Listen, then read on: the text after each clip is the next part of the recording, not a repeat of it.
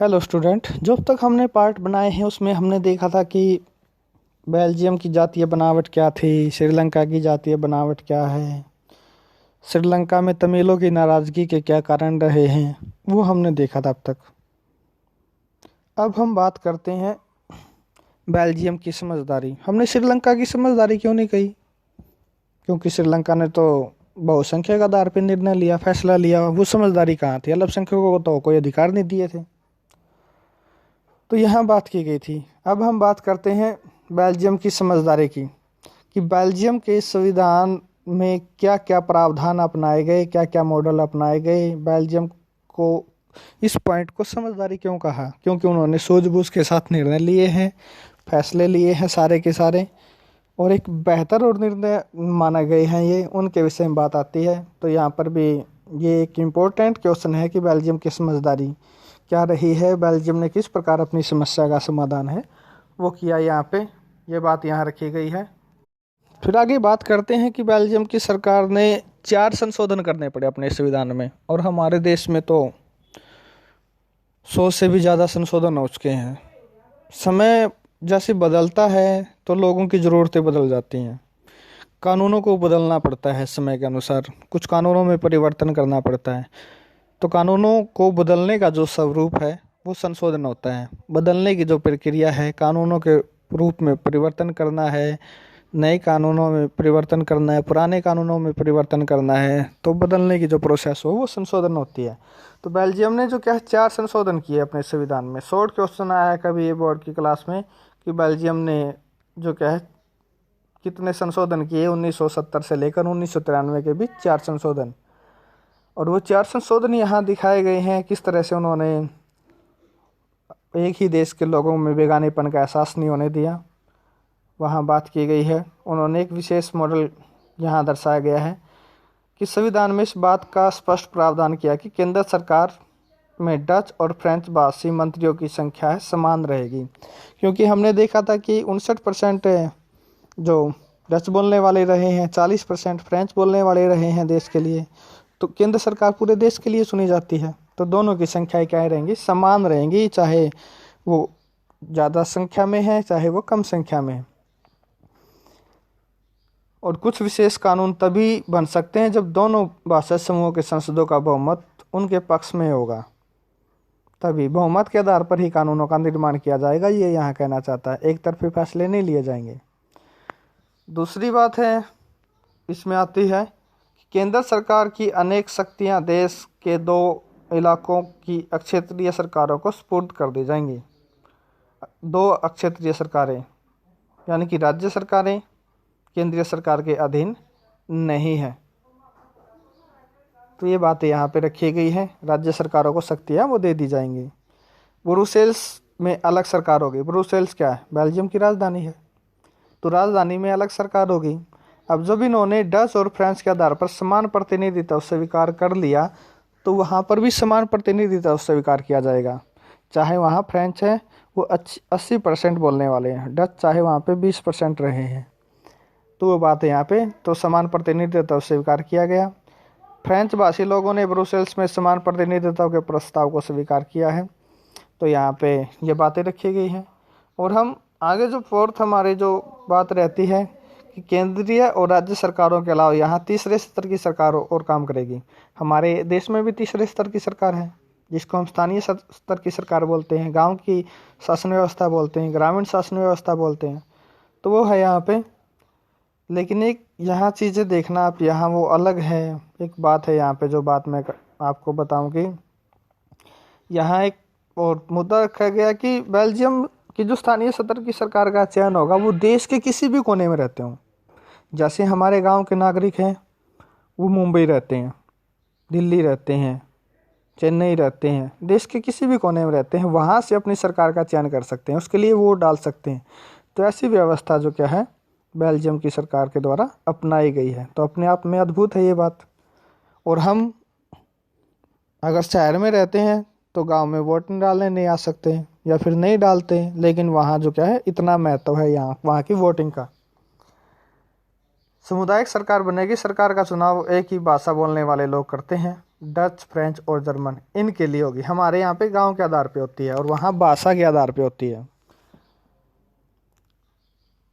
चाहे वो जहाँ आप कहीं भी रहते हैं तो अपने सामुदायिक सरकार को चुन सकते हैं और सांस्कृतिक और शिक्षा भाषा जैसे मसलों पर वो फैसला लेने का अधिकार उन्हें दिया गया है। तो ऐसे में जो क्या है, घरेलू जैसी व्यवस्था से जो यहाँ बेल्जियम बच जाता है। तो ये बेल्जियम मॉडल की जो क्या विशेषताएं हैं जो आपने देखी है। तो ये दो अंतर आपको देखने को यहाँ मिले हैं। यहाँ पे आपको एक तस्वीर दिखाई दे रहा है कि एक जो यहाँ पे ट्रक दिखाया गया है जिसके दो हैंडल हैं।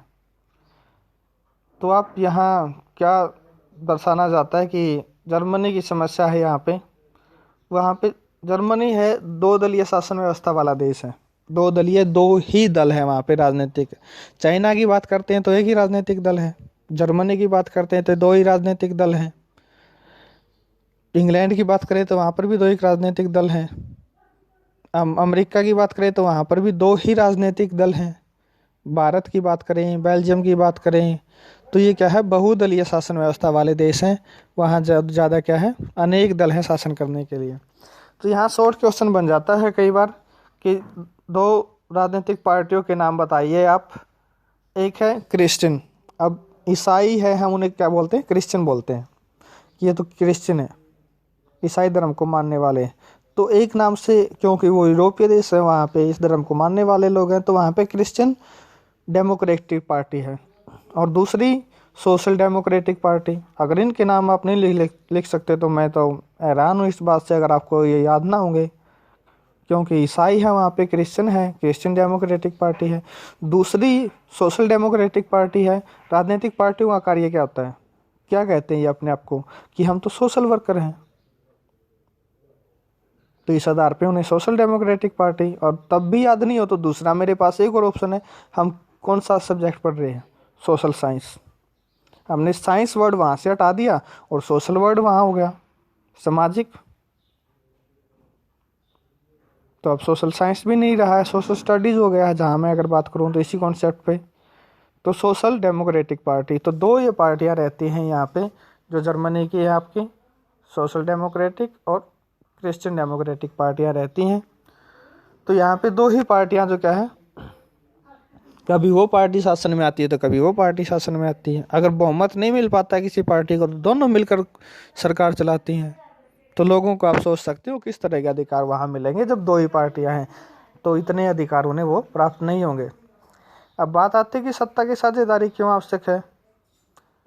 तो इस प्रकार सत्ता के बंटवारे के पक्ष में दो तरह के तर्क दिए गए हैं। पहला, सत्ता का बंटवारा ठीक है क्योंकि इससे विभिन्न सामाजिक समूहों के बीच टकराव का अंदेशा कम हो जाता है। सच्चाई है, अगर यहाँ पे टकराव को रोकना है तो सत्ता का बंटवारा करना पड़ेगा। जैसे हमने सत्ता का विकेंद्रीकरण देखा था, एक सरकार, एक सत्ता की पार्टी अपने पास सारे अधिकार नहीं रख सकती, दूसरी को अधिकार देने पड़ेंगे, वो बात कहना चाहता है। सामाजिक टकराव तभी रुक सकते हैं, नहीं तो हिंसा होगी और राजनीतिक अस्थिरता का माहौल पैदा होगा। तो यहाँ पे बहुसंख्यक समुदाय की इच्छा को थोपा नहीं जाएगा, तो यहाँ वो बात कहना चाहता है। तो लोकतांत्रिक व्यवस्थाओं के लिए सत्ता का बंटवारा अच्छा है, ठीक है, वो बात यहाँ पे है। तो सत्ता की साझेदारी असल लोकतंत्र की आत्मा है। लोकतंत्र का मतलब ये होता है जो लोग इस शासन व्यवस्था के अंतर्गत आते हैं तो उनके बीच सत्ता को बांटा जाए और लोग इसी लड़ाई में रहे। इसलिए वैध सरकार वही है जिसमें अपनी भागीदारी के माध्यम से सभी समूह शासन व्यवस्था से जुड़े रहते हैं। तो यहाँ पे दो तर्कों में से हम एक युक्तिपरक मानते हैं, दूसरे को नैतिक परक हम कह सकते हैं। युक्तिपरक या साझेदारी का तर्क लगभग परिणामों पर जोर देता है। तो युक्तिपरक है, सोच समझ कर जो निर्णय लिए गए हैं, सत्ता का विकेंद्रीकरण किया गया है, वो क्या आपका युक्तिपरक है।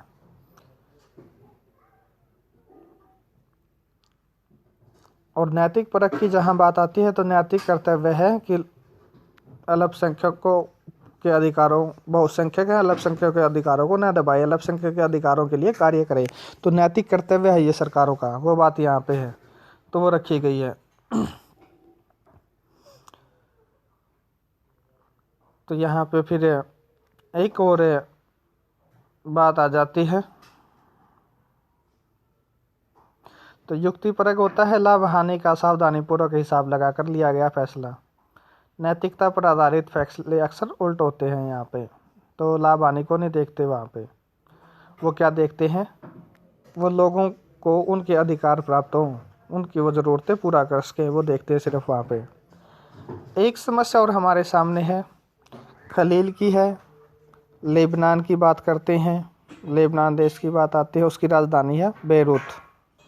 लेबनान देश एक मुस्लिम कंट्री है, उसकी राजधानी की बात आती है। और खलील ये व्यक्ति है जिसकी समस्या है। उसकी समस्या क्या है यहाँ पे, वो एक लोकतांत्रिक देशों की तरह ही जो क्या है एक ऊंचे पद पर जाना चाहता है, लेकिन नहीं जा सकता, क्योंकि यहाँ इस देश ने किस मॉडल को अपनाया है।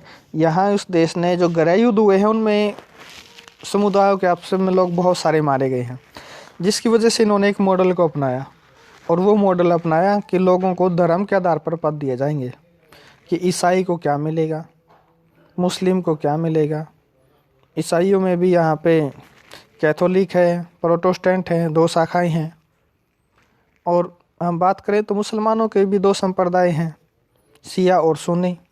तो यहाँ पे इन चारों के आधार पर जो क्या है उनके, चाहे राष्ट्रपति का है, उपराष्ट्रपति का है, प्रधानमंत्री का है, मंत्रियों के हैं, तो वो पद धर्म के आधार पर बांट दिए उन्होंने, कि उस धर्म का व्यक्ति सिर्फ उस पद तक पहुँच सकता है, बाकी किसी और धर्म का नहीं। और यहाँ खलील क्या चाहता है, यहाँ चाहता है कि वो तो राष्ट्रपति बनना चाहता है, लेकिन नहीं बन सकता, क्योंकि वो उस धर्म का व्यक्ति नहीं है जिसको राष्ट्रपति का पद दिया है। तो वो चाहता है कि चुनाव हो देश के अंदर, जो व्यक्ति जीतेगा वही उस पद तक जाएगा। तो ये व्यक्ति की सोच है, लेकिन ये पॉसिबल नहीं है। अब क्यों पॉसिबल नहीं है वो आप इसके अंदर देख लीजिएगा। क्या है इसके अंदर, बेरूत शहर में खलील नाम का एक आदमी या एक व्यक्ति रहता था, और उसकी माँ बाप अलग अलग समुदाय के थे, कि अलग अलग समुदाय के लोगों ने जो क्या शादी की हुई थी यहाँ पे। अगर बात करें तो उसके पिता ऑर्थोडॉक्स ईसाई थे, और माँ है वो मुसलमान थी, सुन्नी मुसलमान थी। आधुनिक शहर के लिए कोई अनूठी बात ना थी, लेबनान में अलग अलग समुदाय के लोग रहते थे, राजधानी बेरूत में भी बस जाते थे। तो लेबनान देश है, राजधानी बेरूत है, इसको याद रखना, शॉर्ट क्वेश्चंस की बात आती है। और मेल जोल होता था, तो गृह युद्ध में एक दूसरे से लड़ते भी थे। खलील का एक चाचा ऐसी लड़ाई में मारा गया है जो सामुदायिक आधार पे हुई है, धर्म के आधारों पर हुई है। गृह युद्ध की समाप्ति के बाद लेबनान के सारे नेता साथ मिलकर बैठे और विभिन्न समुदायों के बीच सत्ता के बंटवारे को लेकर कुछ बुनियादी नियम उन्होंने तय किए हैं। नियमों के अनुसार तय हुआ कि देश का राष्ट्रपति कौन बनेगा। अब नियम यहाँ आते हैं, देश ये भी क्वेश्चन बनेगा। खलील की उलझन क्या है, लेबनान की समस्या क्या है, बेरूत की समस्या क्या है, किसी भी रूप में क्वेश्चन पूछ सकता है, तीनों रूप में से कोई भी पूछ सकता है। कि उपराष्ट्रपति है वो क्या बनेगा, ऑर्थोडॉक्स बनेगा जो ईसाई पंथ का होगा।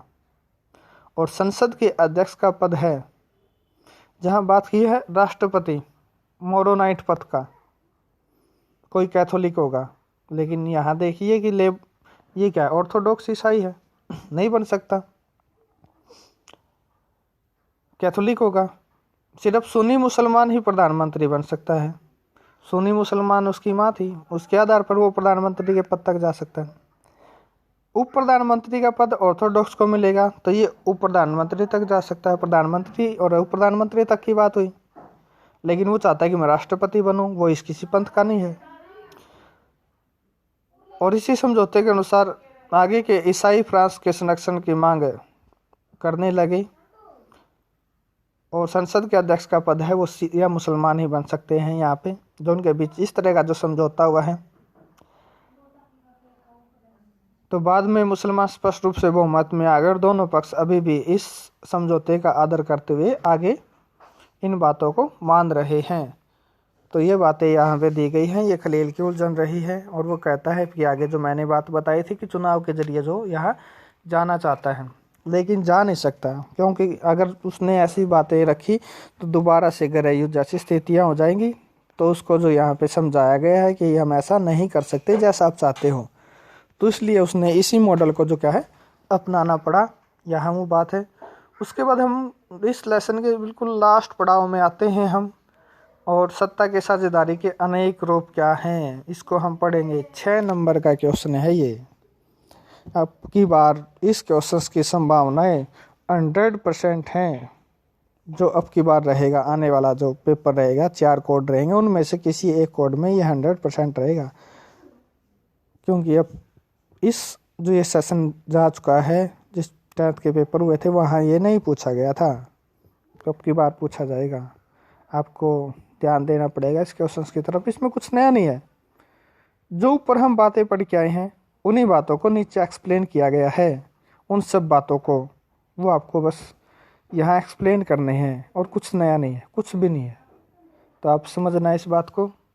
तो नेक्स्ट पार्ट में मिलते हैं। धन्यवाद।